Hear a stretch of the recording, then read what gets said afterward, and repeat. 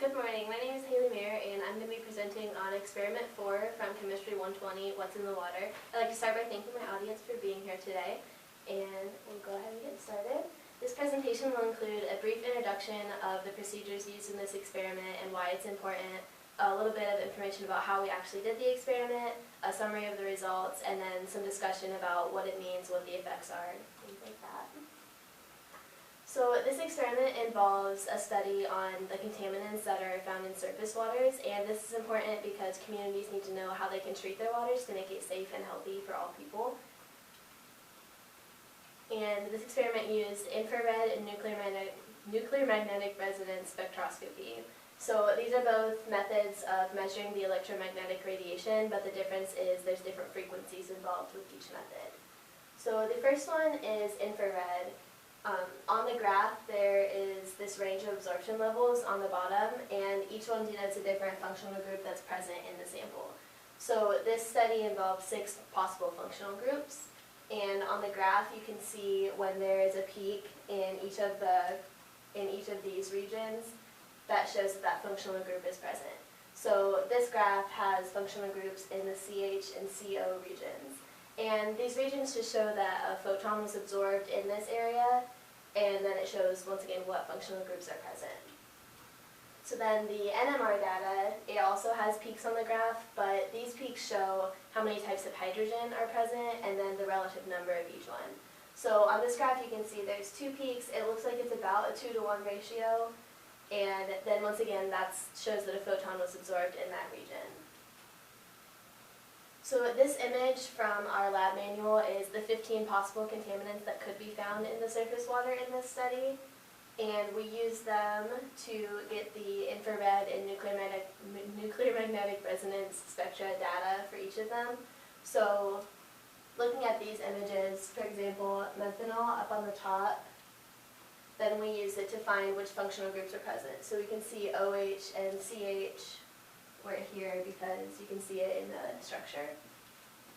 So we did that for all of the 15 possible contaminants, and then we did the same thing with the NMR data.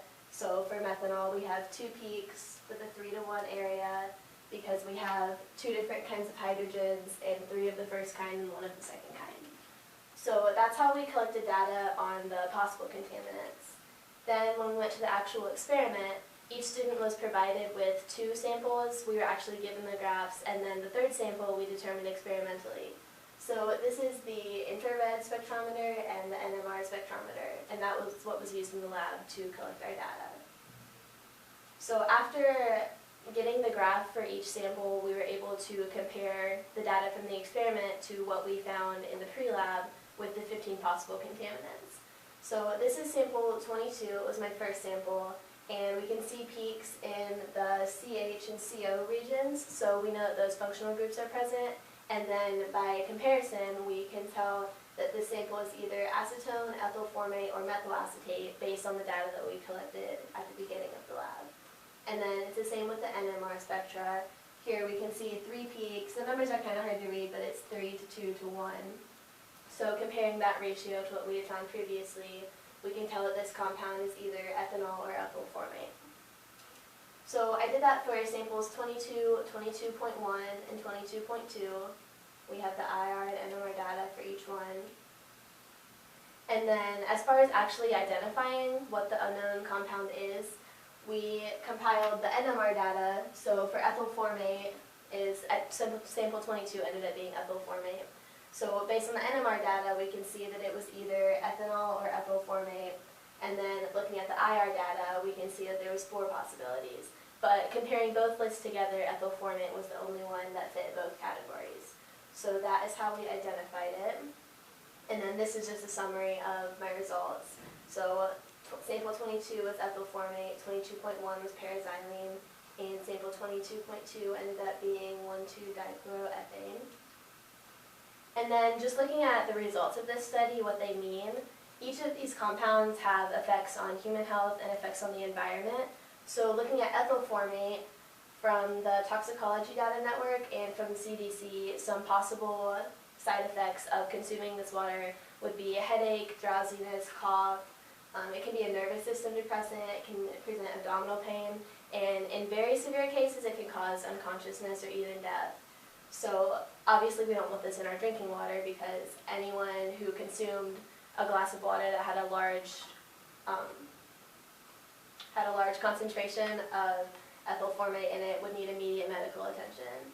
And then here, from the Toxicology Data Network, we have a lethal toxic dose would be between 1 ounce and 1 pint for an average sized person. So that would be a glass of water with a very high concentration.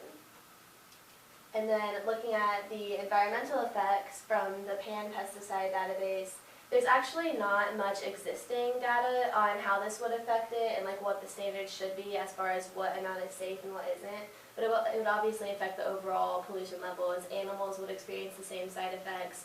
And then depending on the environment it's in, it's highly flammable, so that could be a big problem. But these results are important because it could obviously have huge effects on our environment and on our human health. So I hope that this presentation has expanded your knowledge of this topic and made you more aware, and thank you to my audience once again for coming. Thank you.